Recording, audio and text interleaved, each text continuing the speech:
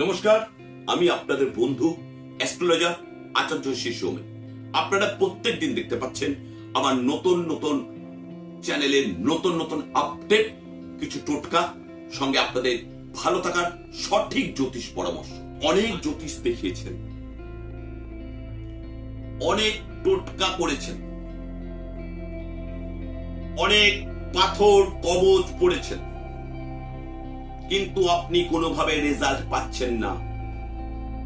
আপনি কি এটা খেয়াল করেছেন আপনার বাড়িতে কোনো বাস্তুদোষ নেই তো? এবার প্রশ্ন হলো, আপনার বাড়ির বাস্তুদোষ আছে কি করে আপনি খুব সহজে বুঝবেন? কিচ্ছু না। আপনার বাড়ির উত্তর পূর্ব কোণকে প্রথম খেয়াল করুন। উত্তর পূর্ব কোণে কোনো বাথরুম, পায়খানা, রান্নাঘর বা কোনো জল নিকাশির ড্রেন বেরিয়ে গেছে কিনা। যদি বেরিয়ে গিয়ে থাকে তাহলে কিন্তু আপনার বাস্তু দোষ অবশ্যম্ভাবী হয়েছে। তাহলে আপনি রিলিফ পাবেন কি করে? ওই বাড়ির উত্তর পূর্ব কোণে একটি মোটা তামার পাইপ নিয়ে এসে, যতটা উত্তর পূর্ব কোণ পড়ছে সেই উত্তর পূর্ব কোণে পাইপ নিয়ে এসে গর্ত মোটামুটি 1.5 ফুট করে ওই পাইপটাকে ঢালাই করে দেন।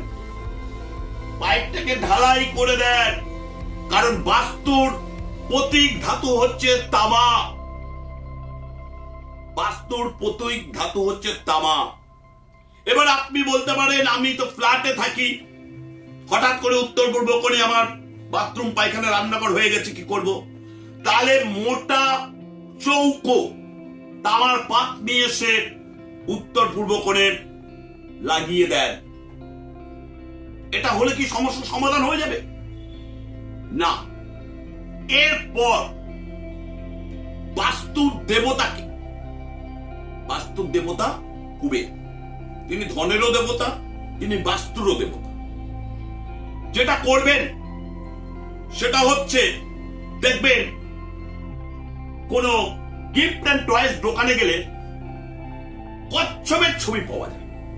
কচ্ছপ, একটা বড় ধরনের কচ্ছপ কিনে সেটা তামার পাত্রে বা স্টিলের পাত্রে কচ্ছপটাকে রেখে উত্তর পূর্ব কোণে একটু ওপরে উঁচু করে তাক মতন বা সেলফ মতন করে আপনি সেটা রেখে দেবেন। সেটা বাড়িতে হোক, ফ্ল্যাটে হোক, রেখে দেবেন। তার সাথে দেখবেন ত্রিভুজ কিনতে পাওয়া যায়, পিরামিডের মতন, পাশে ওটা রেখে দেবেন। তাহলে কিছুটা ব্যালেন্স শিফট আসবে। এরপর ঠাকুর ঘরে দেখুন, একই প্রতিমার দুটো ছবি বা দুটো পিকচার বা দুটো কোনো কিছু আছে কিনা। যেমন ধরুন, একটা কালো তোমার হচ্ছে শিবের ছবি, শিবের তোমার হচ্ছে প্রতীক বা শিবলিঙ্গ, সঙ্গে একটা পিতলের শিবলিঙ্গ না, কিংবা একটা যেটা আপনি লক্ষ্মী নারায়ণ রেখেছেন, সঙ্গে আপনি হচ্ছে আবার লক্ষ্মী রেখেছেন, বা আবার একটা নারায়ণের ছবি রেখেছেন। কোন দেব দেবীর ছবি ডবল করে যেন না থাকে। যদি কালী রাখেন তাহলে তারার ছবি, দুর্গার ছবি, সব ছবি রাখা যাবে না, কারণ মায়ের দশমাবিদ্যা সবটাই রূপ। যে কোনো একটা ছবি রাখুন।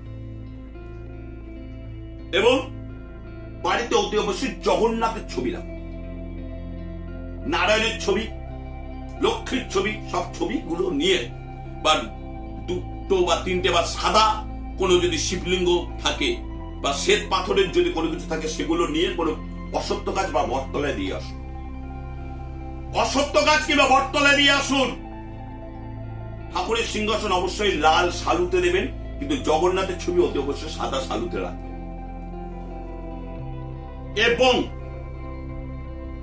এবং আপনি দেখুন আপনার বাড়ির ইলেকট্রনিক্স ওয়ারিং ঠিকঠাক আছে কি। ইলেকট্রনিক্স ওয়ারিং গুলো ঠিকঠাক করে নেন।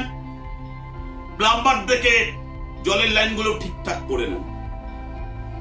আর প্রতি মঙ্গলবার এবং শনিবার একটি ধুনোচি নেবেন, নিয়ে ধুনোচির মধ্যে 5টা লবঙ্গ, 5টা কর্পূর, 5টা এলাচ, 5টা শুকনো লঙ্কা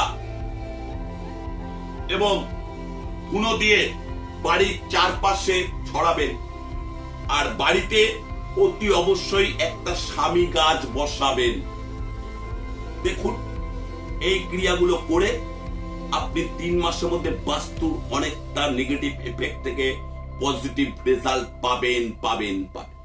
আপনারা প্রত্যেকদিন যার যত দৈনন্দিন সমস্যা আমাকে লিখে জানান, তার থেকে রিলিফ পাওয়ার জন্য আপনারা চ্যানেলটাকে সাবস্ক্রাইব করে রাখুন। আপনারা যদি এই চ্যানেলকে সাবস্ক্রাইব করে রাখেন তাহলে প্রত্যেকদিন আপনাদের ভালো থাকা নতুন নতুন টিপস থেকে আপনি অনেকটাই রিলিফ পাবেন।